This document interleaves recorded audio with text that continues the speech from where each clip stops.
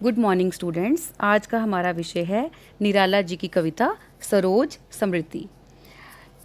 सरोज समृति कवि की स्वर्गीय पुत्री सरोज पर केंद्रित है। ये कविता एक शोक गीत है। ये कविता कवि के हृदय का विलाप है। इस कविता में एक भाग्यहीन पिता का जीवन संघर्ष और कुछ ना कर पाने की अकर्मण्यता का बोध है।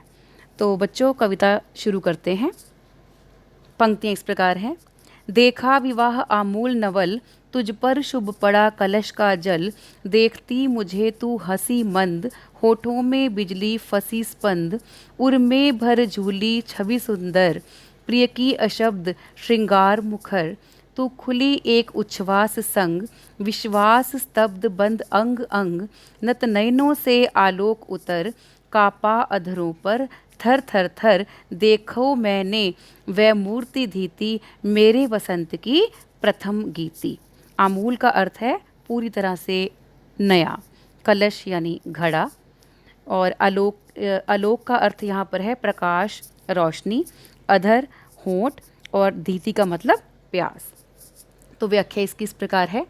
कवि कहते हैं कि तेरा विवाह बिल्कुल नए रूप से मैंने देखा था। तुझ पर शुभ जल गिराया जा रहा था। तू उस समय मुझे देखती हुई मंद मंद हंस रही थी। तेरे होंठों पर बिजली जैसा कंपन था।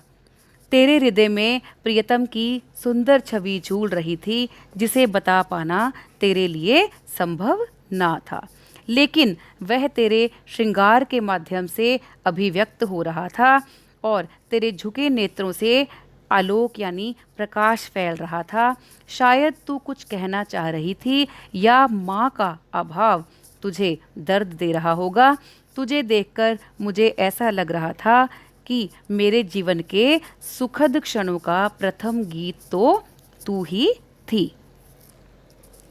सेकेंड पैराग्राफ है बच्चों। श्रृंगार रहा जो निराकार, रस कविता में उच्छ्वसित धार। गाया स्वर्गीय प्रिया संग, भरता प्राणों में राग रंग। रतिरूप प्राप्त कर रहा वही, आकाश बदल कर बना मही। हो गया ब्याह आत्मीय स्वजन, कोई थे नहीं ना आमंत्रण।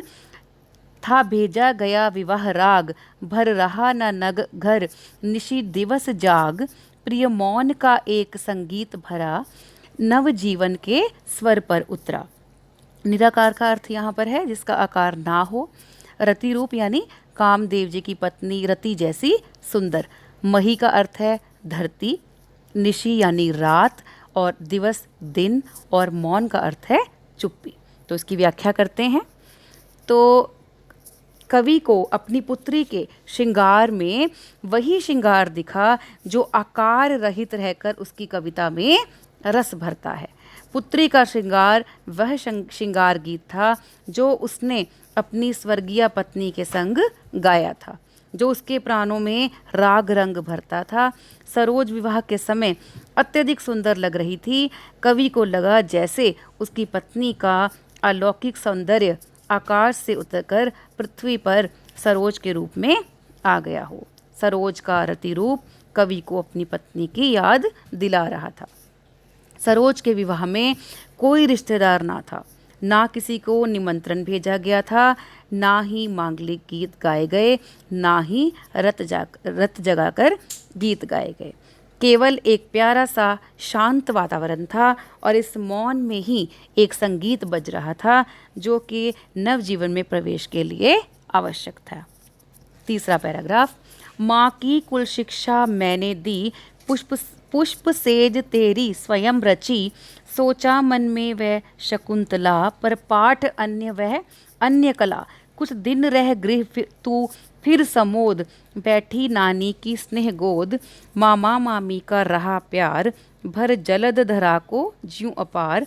वे ही सुख दुख में रहे न्यस्त, तेरे हित सदा समस्त व्यस्त। वह लता वही वही की जहाँ कली, तू खिली स्नेह से हिली पली। अंत भी उसी गोद में शरण, ली मूंदे दृगवर महामरण। इन पंक्तियों में कवि ने अपनी पुत्री सरोज के विवाह के पश्चात की स्थिति का वर्णन किया है।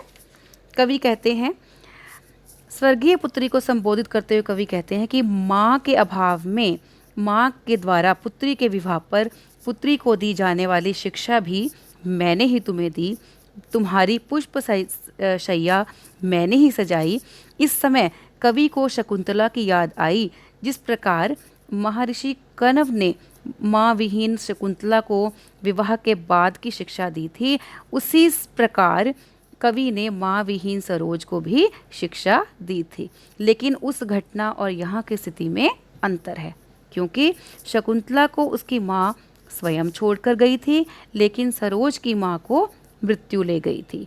विवाह के बाद सरोज फिर अपने ननिहाल चली गई, जहाँ नानी और मामा मामी का उसे बेहद प्यार मिला।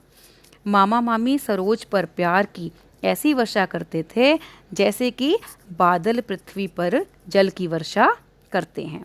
ननिहाल में सभी उसके दुख सुख में लगे रहे। वे लोग हमेशा सरोज के कल्याण में ही व्यस्त रहते थे। सरोज जिस लता की कली थी, अर्थात अपनी माँ मनोहरा की पुत्री थी, उस लता का पालन पोषण भी उसी घर में हुआ था। वह ननिहाल में पल बढ़कर किशोरी बनी और अब वहाँ युवती बनकर पहुँची है। अंत में सरोज ने ननिहाल में ही असमय मृत्यु का वरण किया। ननिहाल वालों की गोद में ही अपनी आंखें मूंद ली। तो कवि अपनी स्वर्गीय पुत्री पर विलाप करते हुए उससे संबंधित घटनाओं को याद करता है। शकुंतला को याद कर पुत्री से तुलना करना कवि की वेदना को और बढ़ाता है। 4th paragraph. मुझ भाग्यहीन की तू संबल, संबल का अर्थ है यहाँ सहारा। युग वर्ष बाद जब हुई विकल, विकल यानी बेचैन होना, दुख ही जीवन की कथा रही, क्या कहूँ आज जो नहीं कही। हो इसी कर्म पर वज्रपात, यदि धर्म रहे नत सदा मात। इस पथ पर मेरे कार्य सकल, हो भ्रष्ट शीत के से शत दल। कन्येगत कर्मों का अर्पण, कर करता मैं तेरा तर्पण। शतदल का अर्थ है यहाँ पर कमल और अर्पण का अर्थ है चढ़ाना, भेंट करना। तो इस कविता के माध्यम से कवि के जीवन संघर्ष का भी प्राकट्य हुआ है। तो कवि अपने पुत्री सरोज को संबोधित करते हुए भावुक होकर कहते हैं कि हे पुत्री, तू मेरे जैसे भाग्यहीन पिता का एकमात्र सहारा थी, तू संबल एकमात्र सहारा थी। दुख मेरे जीवन की कथा ही रही है, जिसे मैंने आज तक किसी से नहीं कहा, आज अब उसे क्या कहूँ। मुझ पर कितने भी वज्रपात हों, अर्थात कितनी ही भयानक विपत्तियाँ या मुसीबतें आएं, चाहे मेरे समस्त कर्म उसी प्रकार भ्रष्ट हो जाएं जैसे सर्दी की अधिकता के कारण फूल नष्ट हो जाते हैं, लेकिन यदि धर्म मेरे साथ रहा तो मैं विपदाओं यानी मुसीबतों को माथा झुकाकर सहज भाव से स्वीकार कर लूँगा। कवि अंत में कहता है कि हे बेटी, मैं अपने बीते हुए समस्त शुभ कर्मों को तुझे अर्पित करते हुए तेरा तर्पण करता हूँ, अर्थात मैं प्रभु से प्रार्थना करता हूँ कि मेरे द्वारा किए गए शुभ कर्मों का फल तुझे मिल जाए। इस प्रकार कविता के माध्यम से यहाँ पर निराला जी के जीवन का संघर्ष जो है वो प्रस्तुत हुआ है। तो बच्चों, ये थी प्रसंग सहित व्याख्या। कविता का नाम सरोज समृद्धि। अगर आपको व्याख्या संबंधी या अर्थ संबंधी कोई भी आपको कठिनाई आए तो आप मेरे से बात कर सकते हो। धन्यवाद।